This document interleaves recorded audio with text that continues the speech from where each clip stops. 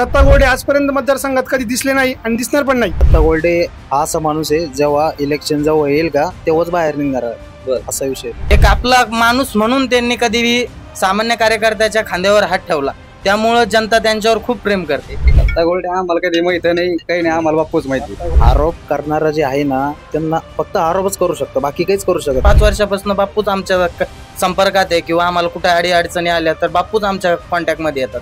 विरोधक आतापर्यंत आमच्या गावात सुद्धा नाही आला। विशेष म्हणजे भुमरे साहेबांनी आम्हाला आता 2 कोटी रुपयाचं सोलार बसवून दिलं पाण्यासाठी। बिडकींचं लय मोठा समस्या होती आमची पाण्याची, ती समस्या पूर्ण केली। दारूचा असेल कशाचा असेल, त्यांनी सर्वात जास्त पिढी नाश करण्याचा प्रयत्न दत्ता गोरडे यांनी केलेला आहे। नमस्कार मंडळी, आपल्या सर्वांचं स्वागत आहे विधानसभा निवडणुकीचा महासंग्राम या विशेष कार्यक्रमामध्ये। सध्या आपण बिडकीन शहरात आहोत, जे की पैठण विधानसभा मतदारसंघामध्ये येतं आणि या क्षेत्रामध्ये आपण जर बघितलं तर मोठ्या प्रमाणामध्ये संदीपान भुमरे यांचे विकास कामं आहेत। मात्र त्यांना तगडं आव्हान ठरतं की काय दत्ता गोरडेंचं सध्या अशी परिस्थिती निर्माण झाली आहे। पण जनतेकडनं जाणून घेणार आहोत त्यांना नेमकी काय वाटतंय। खरंच तगडं आव्हान आहे की या ठिकाणी वन साइड विलास बापू निवडून येतील, नेमकी मतपेटीतून काय उत्तर मिळणार आहे त्यापूर्वी जनतेकडून काय उत्तर मिळतंय ते जाणून घेऊयात। दादा स्वागत आहे, नाव सांगा। राहुल काळे। काय परिस्थिती तुमच्या मतदारसंघामध्ये? आमच्या इथं जर बिडकीन मध्ये जर बघितलं तर वन साइड विलास बापूच चालते।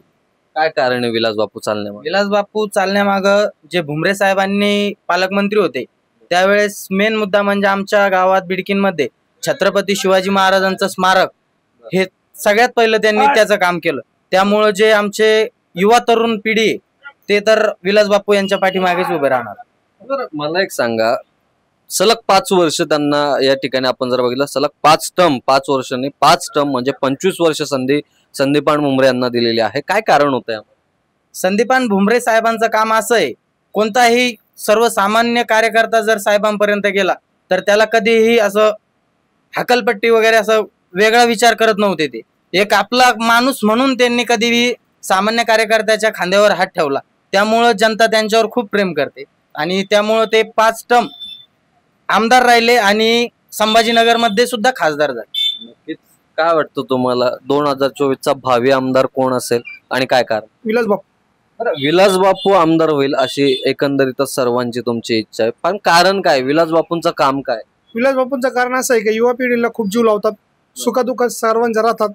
त्यानंतर साहेबांना कधीही फोन लावा, ते 24 तास फोन उचलतात। सुखदुःखातला माणूस आहेत। वडील सलग 5 टर्म त्यांचे आमदार होते, वडिलांनी विकास कामं केले। विलास बापूंना त्या व्यतिरिक्त काय केलेलं आहे की जेणेकरून या ठिकाणच्या जनतेनं किंवा आजूबाजूच्या गावातील लोकांनी त्यांना मतदान करायला हवं? काय व्हिजन काय?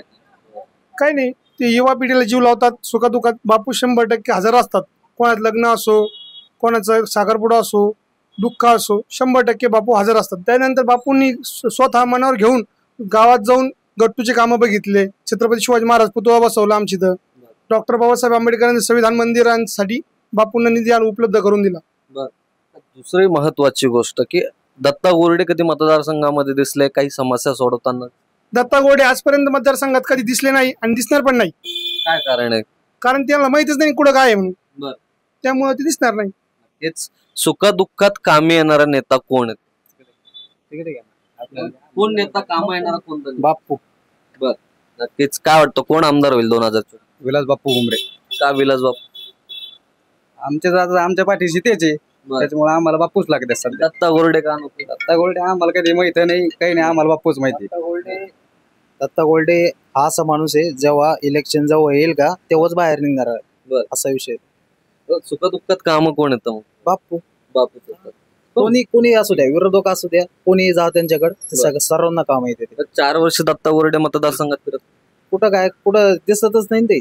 बर फक्त काय जे समजा काही असेल तिथं विरोध करायला फक्त तिथे येतात, बाकी काही।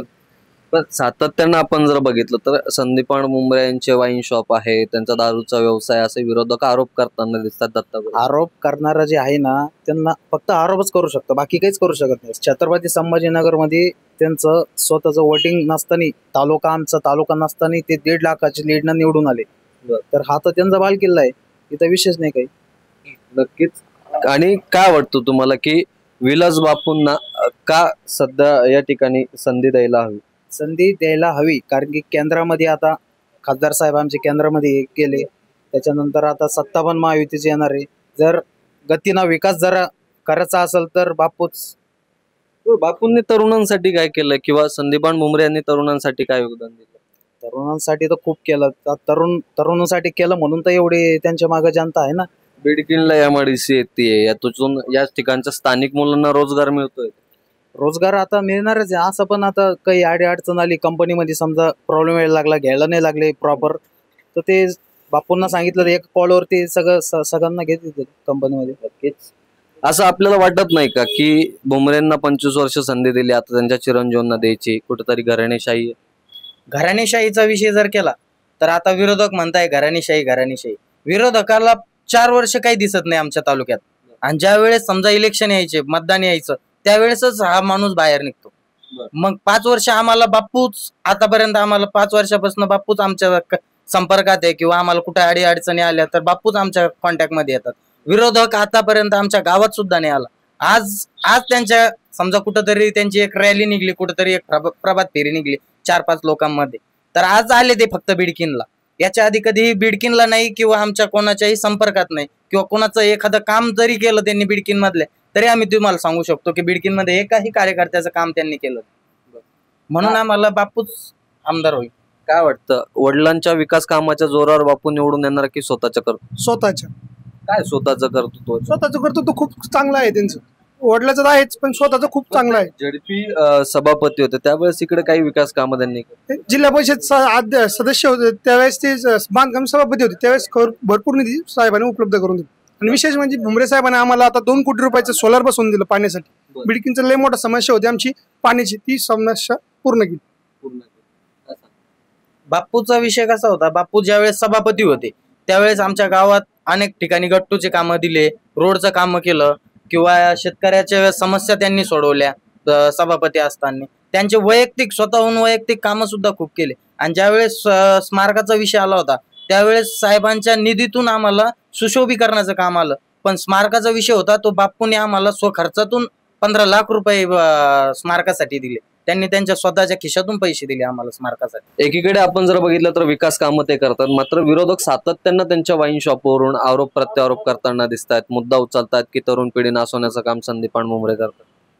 कसं आहे, आता ज्यावेळेस समजा एखादी वाईन शॉपचा विषय काढतात, ठीक आहे, भुमरे साहेबांनी वाईन शॉप हे त्यांनी मान्य केलं, पण ज्यावेळेस दत्ता गोरडेचे जे कार्यकर्ते, दत्ता गोरडेच्या ज्या हॉटेल आहे, दत्ता गोरडेच्या ज्या वाईन शॉप आहे, त्या सुद्धा भरपूर आहे ना. 4 ते 5 त्यांच्या हॉटेल आहे, 4 ते 5 त्यांच्या बिअर बारच्या दुकान आहे. मग त्यांनी ते मान्य करायला पाहिजे. त्यांनी सर्वात जास्त, हा दारूचा असेल कशाचा असेल, त्यांनी सर्वात जास्त पिढी नाश करण्याचा प्रयत्न दत्ता गोरडे यांनी केलेला आहे. काय तुम्हाला काय वाटतं? 100% दत्ता गोरडेनेच केलेला आहे. एकंदरीतच मित्रांनो, सध्या आपण बिडकीन या शहरातील तरुणांच्या प्रतिक्रिया आहेत त्या जाणून घेतलेल्या आहेत. सध्या तरी असं या सगळ्या वातावरणावरून आपल्याला विलास बापू भुमरे यांचंच पारडं जड असल्याचं बघायला मिळत आहे. दुसरीकडे आपण जर बघितलं तर ज्या पद्धतीनं चित्र रंगवता येतं की दत्ता गोरडे एक तगडं आव्हान असू शकतं, मात्र तशी कुठलीही परिस्थिती मतदारसंघामध्ये नाहीये. विलास बापू भुमरे हे विधानसभेचे आमदार होऊ शकता, अशी सध्या परिस्थिती मतदारसंघात आहे. आजचा हा व्हिडिओ तुम्हाला कसा वाटला कॉमेंट बॉक्समध्ये जरूर कळवा. व्हिडिओ आवडला असेल तर लाईक शेअर करायला विसरू नका. वेळ झाली थांबण्याची, थांबवाय तिथं. धन्यवाद.